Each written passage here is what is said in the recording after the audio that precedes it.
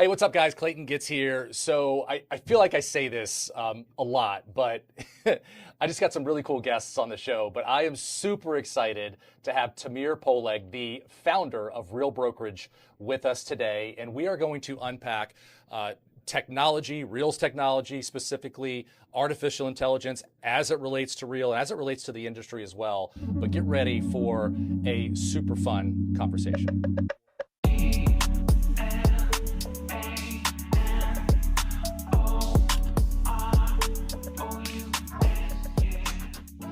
All right, so we are here with Tamir Poleg, the founder of Real Brokerage. And again, we're going to break down Real's tech stack and how we have integrated artificial intelligence today. And we'll see where this conversation takes us. I'm super excited about it because Tamir is the visionary for everything that we're doing with technology and artificial intelligence. And so, Tamir, thank you so much for taking some time out of your busy schedule to hang with us this afternoon. Of course. Excited to be here and honored that you chose me, Clayton. Of course. Well, so let's jump right in. And one of the one of the things that attracted me to Real, Tamir, was the technology. And just gosh, 15 short months ago, going on 16 now, things have changed so much. The technology to me, when I saw it for the first time, I was blown away 17 months ago, but it's changed a lot in just over a year. So what I really want to talk about today is, what is your vision for this thing? We've got this, I think we've got an incredible foundation. I don't know if I shared this with you, Tamir, but we've got a young man in Chicago that came over from Compass, another great company, and Compass has now spent 1.5 billion dollars on their tech stack. And I was talking to Pratesh, our CTO, not that long ago, and he was like, "Yeah, we haven't spent anywhere." But my buddy in Chicago loves Real's technology, and he lived in that world for several years. So the foundation is super super solid of what we have today, and we've obviously incorporated artificial intelligence in the form of ChatGPT 4.0. But where are we going? Like, where do you see this thing going? And if you want to talk about the foundation at all, please Sure. do. But I really want to talk about the vision of where this thing is going, and not just in the next, 2, 3, 4, 5 years, but in the immediate future. It's a big question, but since you mentioned Compass and a 1.5 billion investment, um, I don't think that how much you invested into the technology matters. What matters is whether people use it. Mhm. Um, So, for example, when we started, we didn't have a lot of money, and the first thing we built was a system that knows how to purchase leads from Zillow and then route it to the best agent to actually serve that specific lead.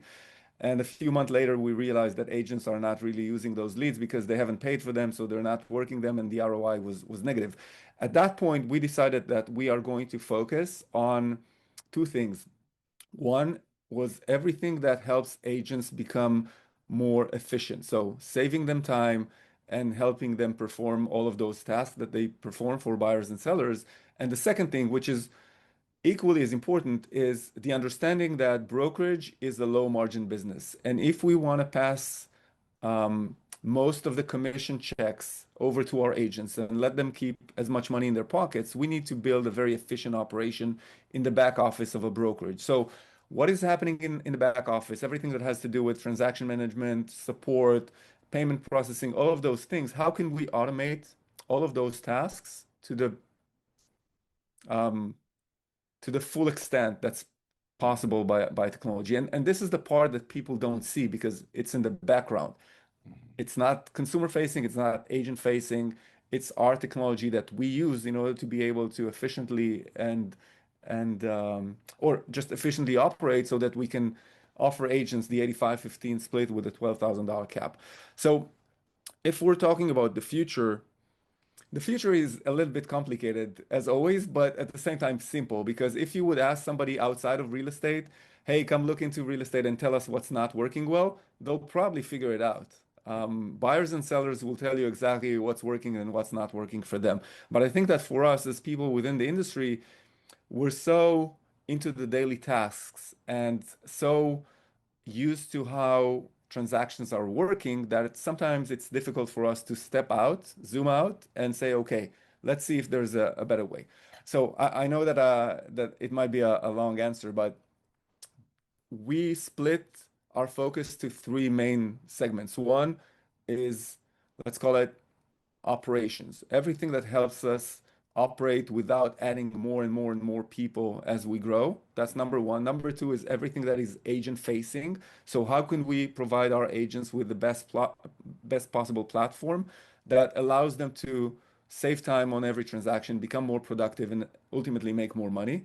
And number three, which is something that we're just now venturing into, is everything that is consumer facing. So how can we create technology that will be so powerful that will result in a better experience for our agents' clients? And we have never been focused on consumers. We've always been focused on Yes. agents, Yeah. obviously. Yeah. Um, and I think that now with AI emerging and also voice capabilities of AI, it opens up just an area of possibilities for development of technology. I think that we managed to build a very attractive platform for agents because of all the right reasons, because of the technology, because of the economics, because of the community. So there's a flywheel that is working. Obviously, we need to nurture it all the time and not pause on innovation, but we've somewhat figured that part out. Now becomes the part of how can we make sure that our agents' businesses are immune to any future changes in the Mhm. industry Mhm. or in the economy as a whole. So obviously, as you previously said, there might be somebody coming from the outside and trying to take away our cheese. Yeah. So how can we make sure that we build the technology that agents need in order to build a sustainable business for themselves? And at the same time, how can we also make sure that nobody else is coming into the industry from the outside and offering a better consumer experience in a way that people will say, okay, this is better than using an agent the traditional way, and we should probably go with them. And obviously, there have been attempts in the past, Open Door and companies of that nature. And that's just a signal that the intent is there Hmm. and the funding is there, and there will Hmm. be more attempts in the Yeah. future that will be funded by investors who think that this is a large enough industry. So um, we can dive deeper into the technology, but from our focus is it's the operations, agents, and consumers. Okay. All right. So a couple questions and follow up. And I love that because we were actually talking off camera about someone is going to disrupt the real estate industry. It's been, for I don't know, well over a decade now. Whether it's Zillow, Homes.com, whatever the company is, there are billions of dollars at stake here to try to get in front of the consumer and move real estate agents out of the equation, right? That's obvious. So what really excites me, because I'm a realtor, is you know is having a real estate company that is focused on the consumer experience as much as we are, maybe not as much, but certainly a huge part of our focus is on the consumer experience alongside the agent experience. And so one of the things that recently happened at Real that finally, because I was trying to figure out how the evolution of Leo for clients was actually going to, we were going to complete that circle. And so with the acquisition of FlyHomes, it really started to make sense to me. So can you tell, and I want to make sure what I'm thinking is accurate. Can you talk about that acquisition and what your vision as it relates? Actually, let's explain Leo for clients real quick, and I'll let you do that. So explain Leo for clients, Sure. and then what does that acquisition mean for us as a brokerage, but also for potentially for the consumer? Um, I'm very often asked by investors, why is real estate lagging behind when it comes to innovation. And the way that I explain it to myself is that if you wanted to innovate in real estate, you should either come from within the industry or from outside of the industry. If you're coming from outside of the industry, you probably do not know enough in order to figure out all of the different nuances in real estate, and you end up failing because you hit that real estate knowledge wall. If you're trying to innovate from within the industry, you're probably not open-minded enough to think about experiences that are way different from how you are used to doing things.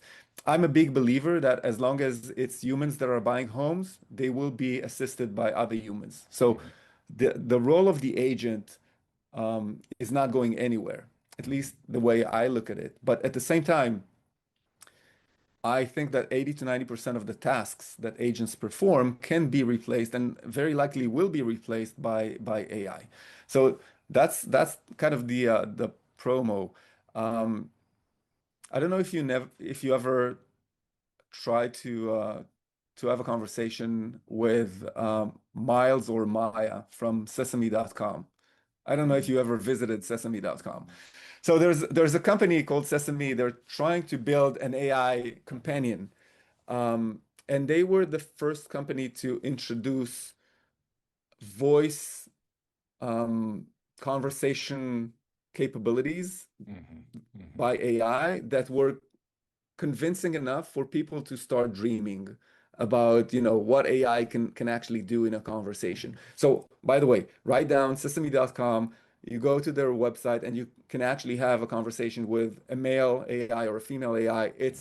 It's natural. There's no latency. It's just a mind-blowing experience. But when they came out with that product in March of 2025, that was the moment where I started thinking that building a consumer experience based on AI with the agents in the center, but building something for the agent that will, in many way, not replace, but take over the agent's role when agents need that tool to Mhm. take over Mhm. is actually possible. So prior to that, we we were trying to build a consumer-facing app.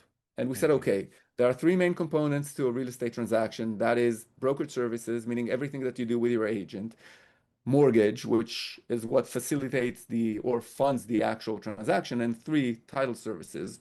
And if you wanted to build an end-to-end solution for consumers, you needed to own and integrate those three building blocks. And we started building that app. At some point, we realized that, people have 100, 200 apps on their phone, but you're Mhm. very likely to use 8 or 10 of them on a daily basis. So Yeah. who are we to be one of those apps that you actually Yeah. open on a daily basis? And at that point in time, we said, okay, this is going to be challenging.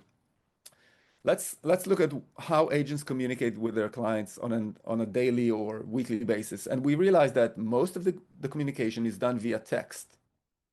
And then we said, okay, if we could build an AI tool that will be textual in the form of conversation, that could be a win. And what does it mean? It means that agents will have a phone number. That phone number is powered by the AI that we built for the agents. And agents can distribute that phone number to their clients. And when their clients are thinking about buying a home or selling a home, that phone number will be able to have conversations with them about, what's your desired property, what are you looking for, what's important for you, which neighborhoods are attractive for you, what's your financial situation getting you pre-qualified for a mortgage. Um, and then at some point while building this, the Sesame product Mhm. came to life. Mhm. And at the same time, there's another company called 11 Labs um, that is able to create an AI cloning of your voice Mhm. so Mhm. that if we combine Sesame with 11 Labs, it means that you have a tool that is able to speak like you in your own voice with in my case, with my accent, Mhm. and it's going to sound exactly like you. And that tool can be powered by a lot of real estate data that we possess Mhm. in-house. Mhm. So we went from building an app to providing agents with a phone number so that their clients can text with that phone number to having actual voice capabilities. Now, Mhm. let's assume I gave you that phone number, you gave it to a client, the client was having a conversation with the AI Clayton and was looking for a three-bedroom in a certain part of the city. We would actually need to start sending um, listings to that Mhm. client. Mhm. We obviously don't want to send them Zillow Mhm. links or MLS Mhm. links. We want the data to be proprietary, to be rich, Yep. to include all of the possible data points that exist out there. And this is exactly why we bought the FlyHome Got it. Yep. um, portal, Yep. because FlyHome built an amazing product that I think is superior to Zillow in the way they present information and collect information about properties, but they did not have the traffic. Mm. So we made that acquisition about a month ago, and this is going to be incorporated in this consumer-facing product that we are going to at least demo, if not launch, in November of this year. Mm. Mm. So it will be a consumer facing search engine, kind of like Zillow. Um, there will be a consumer-facing search engine, but I think that the stronger capabilities is when you're now working with a buyer, just Hmm. imagine the conversation that you're having with them, the initial conversation, after which you're starting to send them listings for their Hmm. review, and then Hmm. they comment and tell you, hey, we like this one, we don't like this one, let's go and see this one. Yep. All of this will be handled by Leo for clients Hmm. via voice or text if they choose to. Yep. And the listings are going to be sent to them with links to our website that is going to be powered by that technology that we acquired from FlyHomes. So can you bridge this gap for me today? One of the areas where so that piece again that completed most of the circle for me and really exciting. There are two pieces or two questions follow up. One is how is this AI assistant Leo going to schedule showings? Um, Most of the showings currently are done via showing time Mhm. or other, well-known platforms for scheduling. So Leo is going to integrate with that, Okay. and Leo Okay. is going to integrate with your calendar. Just think about the efficiencies that that brings. Think about the fact Huge. that if you use this, you can actually serve 10 times more clients. And if you have a way to generate leads on an ongoing basis and then connect those leads to your AI assistant or AI companion or Hmm. Clayton AI, Hmm. then most of the things until you actually meet the clients in person can be automated. Hmm. And those conversations are gonna feel great for them as well. It's not gonna feel as if they're talking to a computer. It's gonna feel as if they're talking to a human, as if they're talking to you. And that technology is just going to improve and improve over time. Yes. Yeah, I'm gonna let me see if I can articulate this because I think it's so important for our listeners to understand. We mentioned a few minutes ago, someone's going to build this, right? And it's probably not going to be a real estate company, and it will completely disrupt the space. And so you mentioned showing time um, 10 years ago, maybe longer. When I started using showing time, I was one of the first agents in our market in Central Virginia to utilize that technology. And I literally had agents that were, that had been doing this a little bit longer than I had been at the time, that would call me and say, I cannot believe that I can't call you personally to schedule a showing. Like, what is this thing, this, 1-800 number that I have to call? Why can't I just call you direct? Like upset with me. And then fast forward several years later, and our MLS adopted it, and now everybody, it's just the way that we communicate. And that's kind of a a really basic example of you know technology being disruptive, and we are in the very early stages of where this thing is going. You mentioned HeyGen. So Josh Rogers, one of our real partners in Florida. Yeah. He'll be at our event next week. So Josh has built out an automated social media um, uh, tool process where about 120 days ago he started an Instagram page. I think it's Jax with Josh. Have you heard about this yet, by the way? No, Okay, not yet. you will because he's going to be, I think he's going to be on stage at our conference. But anyway, so he builds this Instagram page 110 days ago. He's got 32,000 followers in 110 days. He's producing 20 to 30 pieces of unique content every single week. And he showed his wife some of his posts several months ago and said, "What do you think?" And she was like, "Well, it looks great, honey. Like, it's kind of looks like what you've been doing for the past, year. It looks great. Keep it up, right?" And he said, "Baby, that's not me." And so his wife did not know. Now Yeah. this is his virtual avatar, his voice, and now Tamir, it's so advanced that he's actually able to walk through virtual subdivisions and point out things, and it's 100% artificial intelligence, and you cannot tell the difference. So the reason I bring that up is because when I'm talking to people about everything that you just said, especially people that have not been exposed to this technology, one of the first things that they say, as you can imagine, is, "Oh, no, no, no, no, no, no, no, no, no, It's no, not going to work. I can't have, not that it's not going to work, but I can't have a AI having conversation. The texting piece makes more sense than the, you know, having, somebody calling that AI phone number and having a conversation with you, potentially in multiple languages, right? At some point. Um, they don't trust it yet because it's so early. But in 3 years, this will be the standard. Right. It will be the standard when you call your bank, when you call your insurance company, when you call anyone, pretty much. But you mentioned showing time.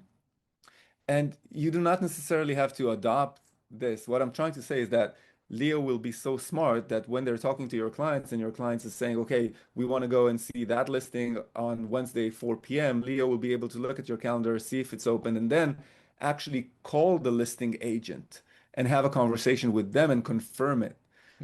So it doesn't, Okay. Okay. I didn't know that there's so piece. much That's yeah. flexibility. Yeah. Yeah. Okay. So that will satisfy the agents yeah, that's awesome. Okay.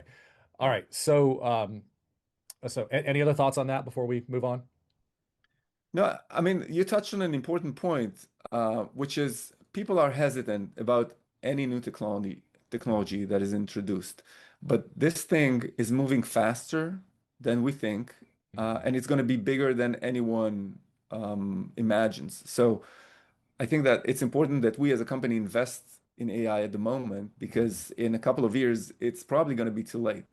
And now the competitive advantage that we have over people from outside of the industry, because you talked about, maybe somebody coming from the outside trying to disrupt, we have the luxury of having visibility into hundreds of thousands of real-time transactions and Good point. conversations that our agents are Mhm. having, with our state brokers, with our support line. This is just a massive AI data pool or Mhm. real estate data pool that can feed that AI agent that we're building. And this is something that will be very difficult for others to achieve because they can rely on, generic internet-based real estate data, but they Mhm. don't have like the in-depth view of transactions that Mhm. a brokerage has. Mhm. And I think that this is where our competitive advantage comes to life. Yeah. Yeah. And so as fast as this thing is moving, do you anticipate, because I'm part of a mastermind that is just completely focused on how to integrate artificial intelligence into your business and how to build AI bots and assistants and all that stuff. Um, Given that advantage that we have, do you feel like things are going to start moving really fast internally in terms of our capability to build technology, push new technology out? Because I have to imagine, like, if AI can do it and it's relevant to our agents and to our clients, then we should probably incorporate that. So yeah, please. So let me first start by saying something that might sound shocking. Um, Everything that we're discussing is basically software, and software is lines of code. Close to 100% of the code that is written at Real today is written by AI, Mm, which is crazy. A few months ago, it was zero, and then it went up to 15%, 50%. Now it's close to 100%, and humans are just reviewing it and making sure that, we're directing our AI in the right direction. And I think that the problem is not with the pace um, of new releases that we can come up with. I think that the problem, at least in the short term, will be agent adoption because, as you said, hmm people are hesitant about using hmm new things. Um, and probably there's a point where technology is not amazing enough for people to say, okay, I'm just ditching everything that I have been hmm doing and hmm just focusing on doing it, with Leo. Um, and I don't know if it's going to take a year or 2 years, but it's probably we're talking about that time frame of between now and 2027 for hmm people to massively adopt hmm the AI technology that we're building for them. But I think that the main blocker in at least at the beginning will be just the hesitation, the human hesitation of just changing their habits or Yeah. using new technology. Yeah. Okay. No, that makes sense. And by the Yeah. way, uh, sorry to interrupt. No, please. If you go a few months back or a year back, people were using ChatGPT for, creating funny memes or, hmm pictures of themselves. Now it's becoming to be much more business centric, and things that are actually beneficial and are not just, okay, this is a nice gimmick. hmm And I think hmm that the same will happen with the technology that we will be introducing. At the beginning, it will be, oh, this is a nice gimmick. I can talk to an AI and I can teach that AI to use my own voice, and I can give that number to my friends and family, and they can talk to me, but it's not really me. I'm on the beach. At some point, this will progress over that gimmick hmm phase and will go hmm into an actual course of business, Yeah. kind of product. Yeah. Yeah. Okay. So, uh, why Chat GPT and and this might be a rhetorical question. So let me say it this way.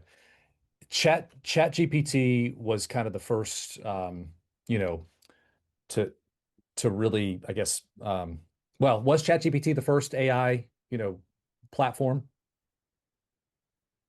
I don't think that it was the first AI platform. I think it was the one that introduced capabilities that were able to caught the attention of the public. okay. So why chat instead of Gemini or any of these other, I think they're three, four, five major players. Um, why chat instead of one of the others? Um, you mean in the way we develop or in Yeah, how we? yeah, because we've So we integrated. actually So we Please. we actually rely on three different linguistic models. One of them is Gemini. Oh, okay. Well, that's news to Yeah. me. Okay. So we use three different LLMs, and we actually, on top of them we build our own kind of capabilities. Okay. So Okay. it's somewhat proprietary, but a lot of it is just common knowledge or open source integrations. Okay. Got it. And thank you for sharing that because I thought it was just chat. So let's jump over to the transaction management side. And when you say up to 80% of tasks associated with running a real estate business will ultimately be handled by artificial intelligence, So so what I heard, and maybe what some of our, our listeners heard, was, well, that leaves 10% of my job, right? And so in my world, as a business owner that really tries hard every day to run my business like a business, I've been doing this for 20 years, and I've gone from being, an agent in the field, working 7 days a week, doing the grind that many of our agents do. And listen, the other variable is the market that we're in right now. The fact that 71% of agents didn't sell a house last year, Yeah. and it looks like that number is going to go up this year. So when I think about Real and I think about the future, the question that comes to mind is, what what is this technology going to do ultimately? Of course, to help, drive efficiency, but what is it going to do to help agents sell more homes? And so I'd like for you to speak into that. And I think we're talking a little bit about that, maybe a lot about that with Leo for clients, and just how it's going to allow us to have more conversations. Because you also made, I heard you make this statement. If you served 20 families last year, what if we could help you serve 40 families this year without working any harder, potentially working less? So I'd like for you to talk a little bit about that. What is the agent's, in your mind, the agent's involvement ultimately? And then how much of our transaction management, uh, streamlining that, AI will clearly be writing and reviewing contracts, already is in our case. Yeah. So I know that was a big question, but Let me ask you the question from a different angle. Let's say you're currently serving or closing 20 transactions a year. What's preventing you from closing 30 or 40 or 50? What would be the answer if we asked, the average yeah, agent?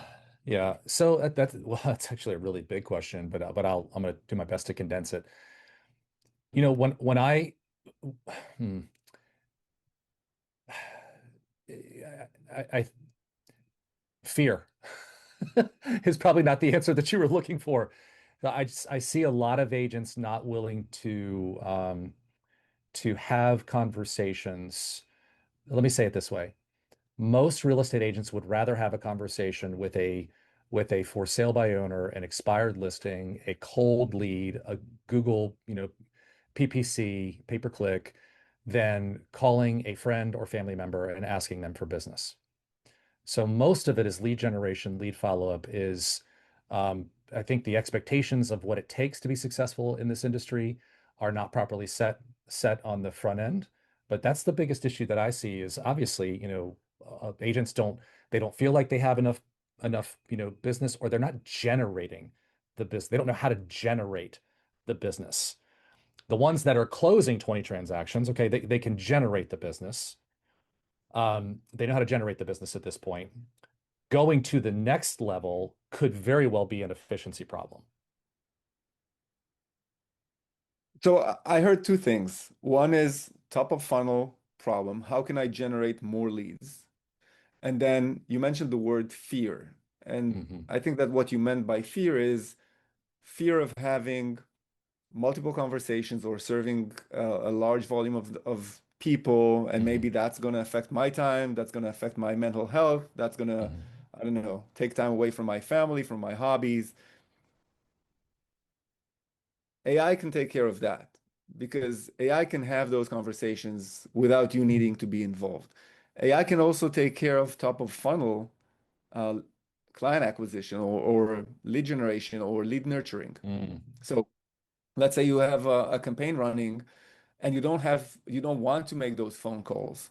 AI can actually talk to those clients without you being involved. Hmm. Um, you just have to direct it or plug it in to those components that you need help with. So what I'm trying to say is that, yes, I believe that more than 80% of the tasks that agents perform can be replaced by AI, um, which will ultimately result in an industry where fewer agents will be closing more transactions. But I think that the biggest win, and this is probably something that people are not thinking about, how can we increase the number of transactions in the industry by making the experience faster and smoother for consumers. Mm-hmm. So on an annual basis, on an average year, 5.1 million homes are sold. How Mm-hmm. can we, or is there a possibility of growing that number to 6 million or 7 million or 10 million if the experience was just smooth and quick and Mm-hmm. transparent and enjoyable? Mm-hmm. Would people switch homes faster if Mm-hmm. the experience looked different? And I think Mm-hmm. that this is also in the cards for the future. Mm-hmm. Okay. Okay. So, um, as we kind of wrap here, because this is such a, we could probably talk about this for several hours. Is there anything that that you are prepared to talk about that you know I don't know about, you know our listeners don't know about, just from a vision standpoint of where you see all of this going ultimately? Um, I don't know if there's something that I'm not willing to talk about, but I think that the industry was kind of well segmented. There were brokerages, there were portals, there were lenders, there were title companies. I think that everything will start to kind of mix up. Mhm. And maybe the first sign of that is Rocket acquiring Mm, Redfin, which might be a sign of something happening. But I think that the lines between brokerage, lenders, title companies, portals, real estate data companies, mhm, those boundaries will start shifting. And that is probably going to open up a lot of opportunities just mhm, for creating great products and big companies. So I know that, let's talk about Zillow.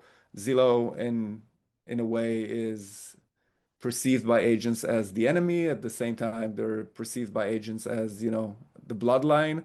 mhm, Um, I think that Zillow is probably going to look different in 5 years in terms mhm, of what it does now versus what it's going to do in 5 years. mhm, mhm.